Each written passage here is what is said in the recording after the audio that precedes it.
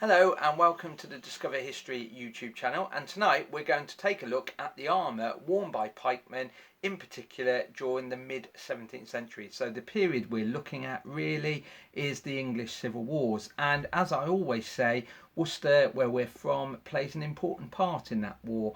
If you think of the 23rd of September 1642, there was a small engagement over at Powick Bridge, still within the boundaries of Worcester, and then on the 3rd of September 1651 we get the Battle of Worcester that was fought across Worcester on an 8-mile battlefront, a huge battle, absolutely massive, 20,000 men against 30,000 men or thereabouts. It was a huge battle that finally ended the English Civil War. So you can say the Civil War began and ended in our city or in our county. Now, the pikemen are interesting people anyway, and that's really down to the fact that it's the oldest form of fighting. It was often said to be the gentlemen of the pike, not because they were gentlemen, it was just an elite force within the infantry.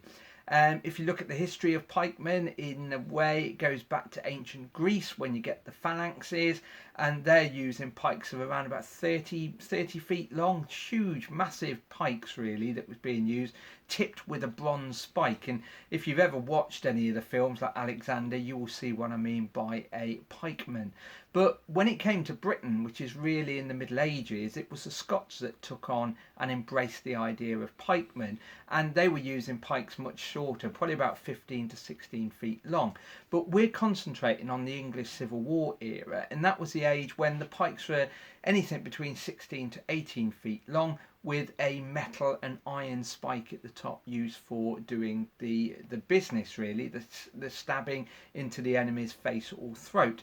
Now, out of all the infantry subsections, so musket and pike, pikemen were the only ones that wore armour, and in a way this is the last war where the infantryman is seen wearing armour. Now, you could say the infantryman wears body armour today, but when you think about the historical context, really, when you get to the Civil War, pikemen are wearing the armour, musketeers don't, they're pouring out the fire at the end of the day, but pikemen wear the armour, and they slowly get away with it. They start throwing the armour away. We know, for example, by the Battle of Naseby, a lot of the armour were not being worn. In some cases, some new model army regiments were not wearing it at all, full stop.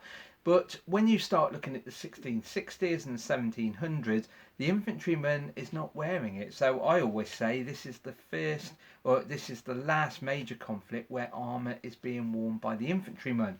Now, I was fortunate enough to handle some original armour some time ago when I worked at the commandery, and the most striking thing about it is not so much the weight but the size of it. And what you have to remember is pikemen were generally said to be taken from the biggest and strongest men within the army. So if you can imagine a group of recruits or forced volunteers, which was common in the Civil War, the larger men would have been pushed into the pike block, and the musketeers would have been the smaller men. And it's quite funny because when I see a breastplate, for example, from the 17th century or from the Civil War, it is extremely small, and these were said to be the bigger men of the lot. Now, you can see a lot of armour. If you go to the Tower of London, for example, there's a lot of pikemen's armour in there, and there's a lot of small museums as well where you might see one or two breastplates or even a helmet. Now, as a pikeman at the start of the Civil War, or maybe even before, let's say 1640, or a little bit earlier when we have the Bishops' Wars, the pikeman's armour is said to look like that. So it actually consisted of a number of parts, and what you don't realise is they're all individually hand beaten using a piece of iron, and an armour will be there literally hammering away to get the shape in it. And it consisted of, first of all, a breastplate. There we go, a breastplate, and that was obviously for protection to the front of the body where the main organs are, so it protects obviously the heart, the lungs, the liver, that sort of thing. That came with a backplate, There we go, back plate on the picture there. And as well as that, you have a pair of what's known as tassets. And the tassets, as you can see in this picture or even here, are there to protect the tops of the legs and also anything down below, the crown jewels as I like to call it when we go into a school. But you also get something known as a gorget. And a gorget, which comes from a French term, is actually something that's worn around the neck, sometimes referred to as a collar, and is usually worn below the breast and back plate. And it's quite an interesting one because that only really existed in the early years, even pre-English Civil War. But you would have seen the odd one or two men wearing them at the Battle of Edge Hill, for example, in 1642.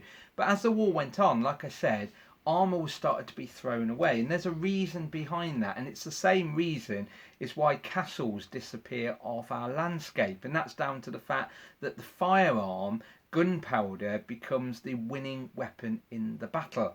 And when muskets, for example, improves, in other words, whereas the armour used to stop bullets or musket balls long ago, the armour was no longer working. And because you have to pay for the armour, because you have to wear it and it's very heavy and it's cumbersome, soldiers literally thought, well, if I'm going to die wearing it, I might as well throw it away and die in comfort as such, really. So these are some of the original ones. These are owned by the Royal Armouries. There's numbers, lots and lots of armour dotted around in different museums. And what I've got for you this evening is the armour that I wear. And one of the things that I will draw your attention to is this is made for a modern adult. So it's much larger than the original ones that you will see in a museum. Now, my armour is based on a set from around about 1642, 1643, so the war started, and the big thing that you will notice also is the fact that I have not got a gorget. I am not wearing a neck piece, and that's because that was probably one of the first things that was thrown away, mainly because the breastplate is there anyway, so do you really need that added extra around your throat area?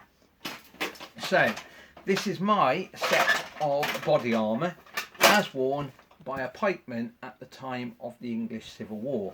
Now, the whole set is known usually as a corselet, and you see this wrote down in most of the documentation of the time. So many corselets were issued. In theory, every town or city was meant to store sets of these for their local trained band or militia, and as time went by, soldiers had to buy them as well. So if you were a member of a regiment, what they don't tell you is when you become a pikeman, you are deducted pay to pay for this armour that protects your body. And like I said, by 1645, 1646, when the firearm was greatly improved, this was absolutely pointless stuff to wear. So this consists of 3 parts, not 4 anymore because the gorget is long gone, but you have the breastplate at the front. A few things to point out here. The hammered out ridge running along the centre is very important. If you see any form of plate armour, be it 17th century or medieval, plate armour is actually quite bendy. You can actually bend it with your hand if you're strong enough.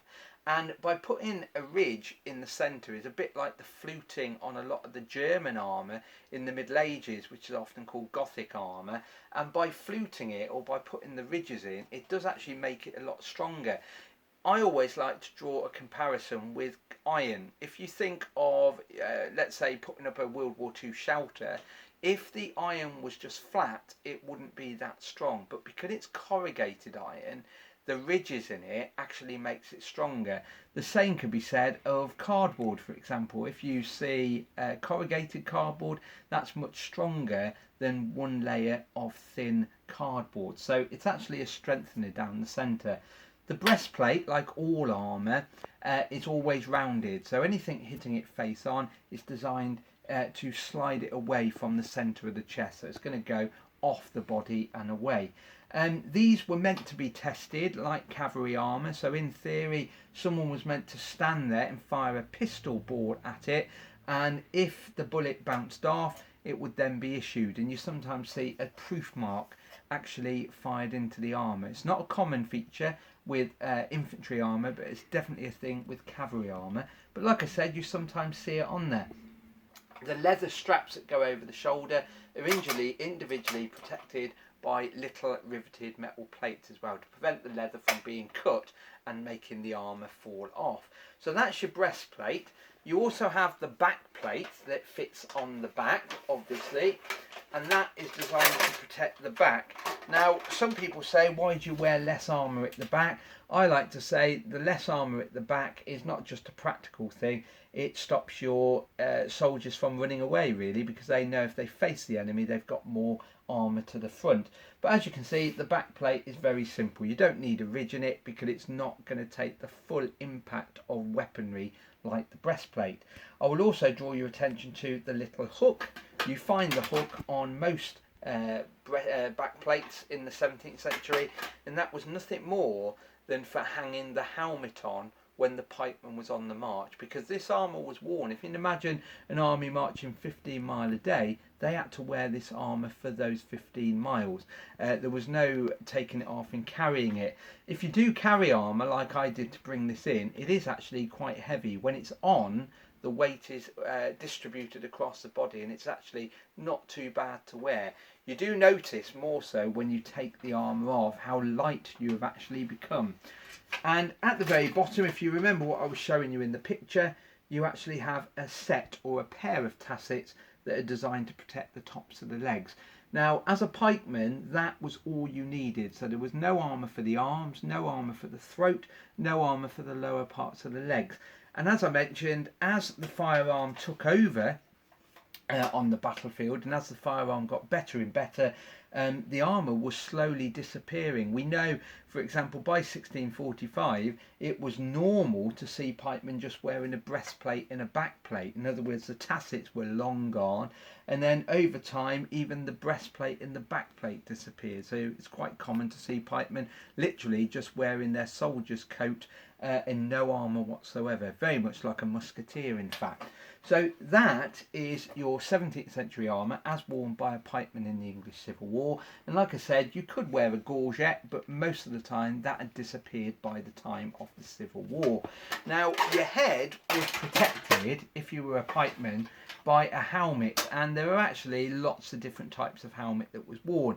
Some people wore what was called a cabasat, and that was basically a dome over the head with a very, very tiny little rim attached to it. However, the most popular, the most common, was this one here, and this is often given the Spanish name, which is Armour, and this protects the head. And like most helmets, as I mentioned, rounded armour is much more effective because anything hitting the top would slide off. It has a central ridge or comb, and some of these are quite large if you think of the Tudor ones that was used, for example, by the Spanish in the Spanish Armada. And this is another strengthener, just like the ridge going down the front. You also need a rim going all the way around. That's really to protect anything coming down for the face, and obviously cheek pieces that protects the sides of the face. There was no need to have any other helmet but something like that. So a pikeman went into battle wearing that, and like I said, they had to pay for it, unless you were in the trained bands, and then you were literally given something off the shelf as such from the city armoury. It was usually cleaned. It was never shiny like you hear about medieval white armour during the Middle Ages. It was usually russeted. It was sometimes painted in bitumen, for example, or sometimes oil blacked, or literally left the colour it came from the forge, which is usually a dark colour anyway. Anyway, that's what a pikeman wore. And with that and his 18-foot pike, for example, that's how he fought in battle. But as I said, towards the end, especially by the Battle of Worcester, you wouldn't have really seen pikemen wearing armour. The only distinguishing thing to make him a pikeman would have been the pike, or maybe just a helmet upon his head. Anyway, on that note, hope you enjoy your holiday that's coming up, because what you have to remember is all the schools are breaking up, and this is usually our busiest week. and let us know what you would like to see in any future videos. Would you like to see some more cooking, for example? Would you like to see some more characters? We've only had one so far. Let us know, because remember, this is as much your channel as it is ours. Anyway, stay safe and we'll see you soon. Bye bye.